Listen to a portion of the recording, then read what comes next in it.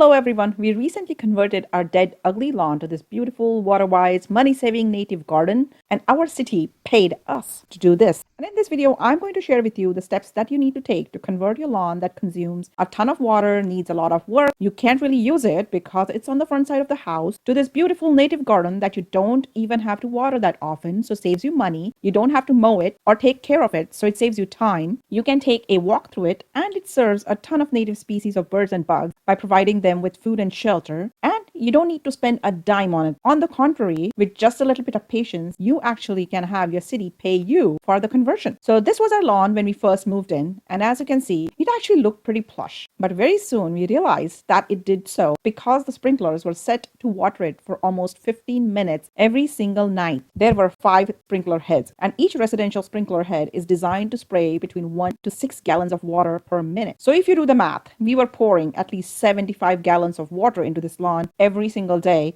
or a minimum of 2,250 gallons of water each month. And then we had to mow it at least once a month. It was expensive and time consuming. And then the drought in California led the city to issue a mandate that we should not waste water on lawn, and our front yard became an eyesore. I had heard about native plants that do not require as much water, and while researching for them, I came across a program by our city called Landscape Rebate Program that pays residents up to $3,000 for converting their lawn to a garden with Waterwise native plants. Our county has an online portal, so I created a profile. It is important that you still have your lawn when you submit your application and until they come and do their inspection. They won't pay for any work that you have started before the inspection and approval. So if you want your garden to be paid for, you will need to be a little bit patient.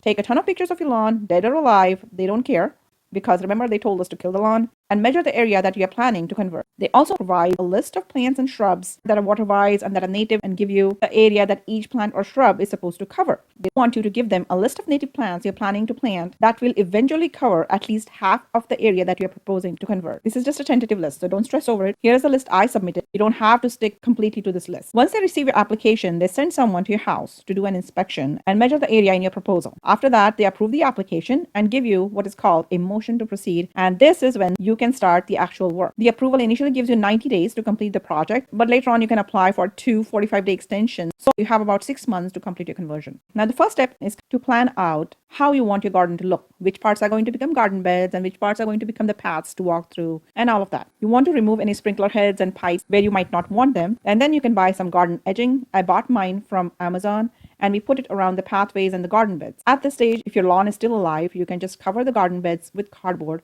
I, however, had to find some wet material to add to those areas because my lawn was almost completely dry. The idea is that the cardboard is going to prevent any lawn from growing back, and the decomposition of the wet material, which is either your prior lawn or this new thing that you're adding, is eventually going to lead to decomposition of the old lawn roots, killing the lawn and fertilizing the soil in the process. So I went to local Starbucks and asked them for used coffee grounds. Starbucks has discontinued their grounds to ground program, and now they kind of give you their used grounds in these large plastic bags if you request. I had to make several trips to my local stores to get enough to cover the ground I wanted to convert. We spread the coffee grounds around and splashed the area with water. Now the soil in my front lawn was so compacted and dry that the water wasn't able to even penetrate it. So I had to drill some holes with my largest drill bit in hopes that the water can eventually get into the soil. I had wet this whole area down, and you can see like the top layer here is pretty wet, but the soil that's coming out is like completely dry and crumbly, and this is the reason why I have to drill these holes. After drilling the holes, we drenched the area with water and covered it with scrap cardboard from boxes I'd been saving just for this project. If I was certain about a spot for a given plant, then I dug a hole in that spot and put that plant with the pot that it came in that particular hole as a place marker. If you look in this hole, you can kind of get an idea of how compacted my soil really was. And I'm hoping that this project kind of helps that. We added some horse manure compost we got from a local horse farm on top of the cardboards and added wood mulch on top of that. We got the wood mulch from a neighbor that had recently cut down his tree and was giving it away for free.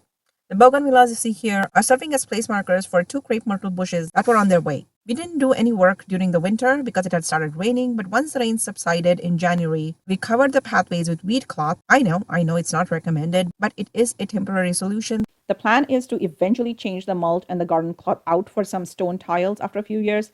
But here it is now, all finished. We bought these paver stones and black mulch from Home Depot.